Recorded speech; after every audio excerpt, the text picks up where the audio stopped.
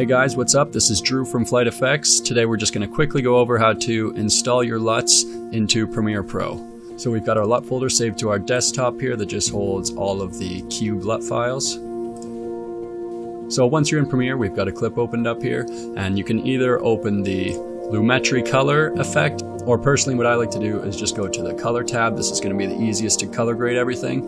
And then from here, go to creative and get your look. So for now, we're just going to go to browse, and then we're going to locate where our LUTs are stored.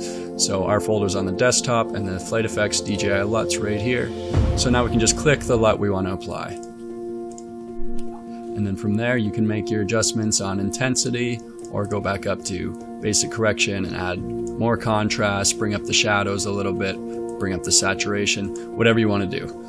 So that's the simpler way to do it, but the more effective way is to always have them available right in your look section, so you can quickly switch back and forth between them. So now I'm going to show you how to do that. First, we're going to X out of Premiere, and then what you want to do is we're going to open up the Premiere program files. So on Windows, that's usually going to be in C, and then program files, Adobe, and now we've got Premiere Pro 2019 right here. And then once you're in the Premiere program files, look for Lumetri, and then LUTs and Creative. So now this is all the LUTs that are in there. What we're going to do is we're just going to copy our LUT folder,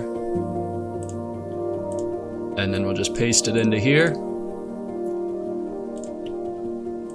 And now once we reopen Premiere Pro, those LUTs should be ready to use.